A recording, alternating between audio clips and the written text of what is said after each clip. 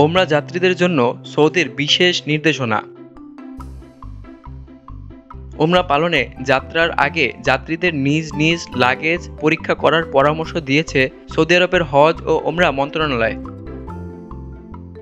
তারা বলেছে, অনুমোদিত বিধিনিষেধ মেনে চলার জন্য এবং নিষিদ্ধ সামগ্রী বহন এড়িয়ে চলার মাধ্যমে যাত্রাপথে কোনো সমস্যায় না পড়তে মুসল্লিদের সতর্ক থাকা জরুরি। সম্প্রতি এক গণবিজ্ঞপ্তিতে নিষিদ্ধ সামগ্রীর একটি তালিকা প্রকাশ করেছে সৌদির হজ ও ওমরা মন্ত্রণালয়। এগুলোর মধ্যে রয়েছে আতশবাজি, জাল মুদ্রা, অনিবন্ধিত ওষুধ, নজরদারি যন্ত্র, রাডার ডিটেক্টর, স্টান গান, লেজার কলম এবং গোপন ক্যামেরা।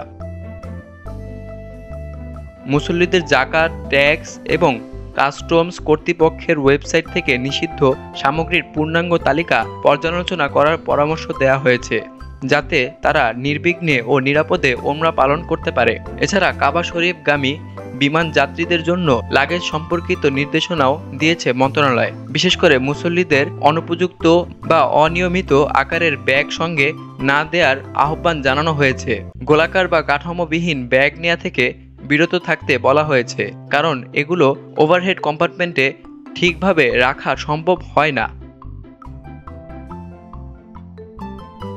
পাশাপাশি কাপড়ের ব্যাগ বহন না করতে পরামর্শ দেওয়া হয়েছে, যা পরিবহন ব্যবস্থাকে জটিল করে তুলতে পারে। অতিরিক্ত ভারী লাগেজ, অতিরিক্ত বড় সুটকেস এবং লম্বা স্ট্যাম্প বা অতিরিক্ত বাকলযুক্ত ব্যাগ এড়ানোর পরামর্শ দেওয়া হয়েছে। মন্ত্রণালয় থেকে আরও বলা হয়েছে, যাত্রার আগে এয়ারলাইনের সঙ্গে লাগেজ নীতিমালা যাচাই করে নেওয়া উচিত, যাতে পথযাত্রায় কোনো বিলম্ব না ঘটে।